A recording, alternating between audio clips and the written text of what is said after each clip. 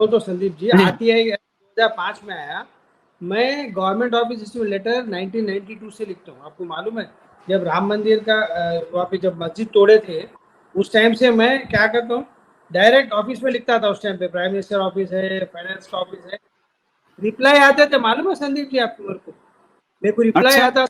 हाँ, रिप्लाई आते थे मेरे को, 2 लाइन का, 4 लाइन का, 5 लाइन का रिप्लाई आता था मेरे को कि नहीं नहीं ऐसा है, ऐसा है, ऐसा है, आपको ये स्पेसिफिकेशन है, ये क्लैरिफिकेशन है, ऐसा ऐसा करके डायरेक्ट। पहले तो आरटीआई नहीं था, तो डायरेक्ट मिनिस्ट्री से रिप्लाई आता था मेरे को। यही कांग्रेस बता। गवर्नमेंट, यही वाजपेयी गवर्नमेंट के टाइम पे भी बरोबर आता था। ऐसा कोई भी फैक्ट्स कभी भी गवर्नमेंट के अंदर कंसील नहीं किया जाता। आप अगर मांगते तो मिलता फैक्ट्स।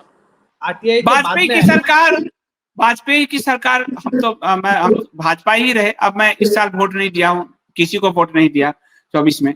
पर वाजपेयी की सरकार और उसके मंत्रिमंडल का अगर देखे तो मोदी से फार फार बेटर विद्वान लोग थे वो। फार बेटर है बहुत इससे तो, क्योंकि वो मिली जुली सरकार थी। ये पूरे महामुद्दों की सरकार है, तो मिली जुली में सही में मिले जुले थोड़े अच्छे भी थे। ये तो पूरे डफर्स की गैंग है। अरे पूरे के पूरे कैसे है भाई? नितिन गडकरी को क्या हो गया कि आदमी देखने से तो ठीक ठाक ही लगता, मगर बिल्कुल डफर।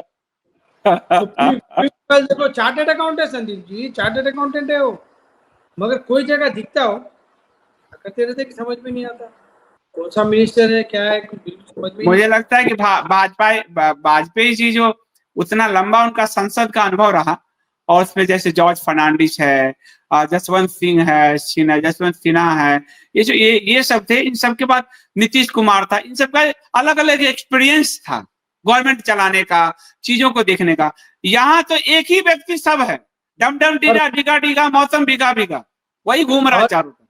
पहले आप देखो, अच्छे से याद करो, बीजेपी में भी डिसेंट रहता था। मतलब आप देखो, उमा भारती भी अगेंस्ट में बात करती थी, अडवाणी के अगेंस्ट में और कोई बात करता था, आपस में ऐसा चलता था। अभी तो बीजेपी में मजाल है, कोई क्यों भी करे। डिसेंट क्या, कोई कुछ बात ही नहीं कर सकता भाई, कुछ बात ही नहीं कर सकता, कोई अपने अपना व्यू भी नहीं बोल सकता बीजेपी में। तो अभी ये हालत हो गई है बीजेपी में।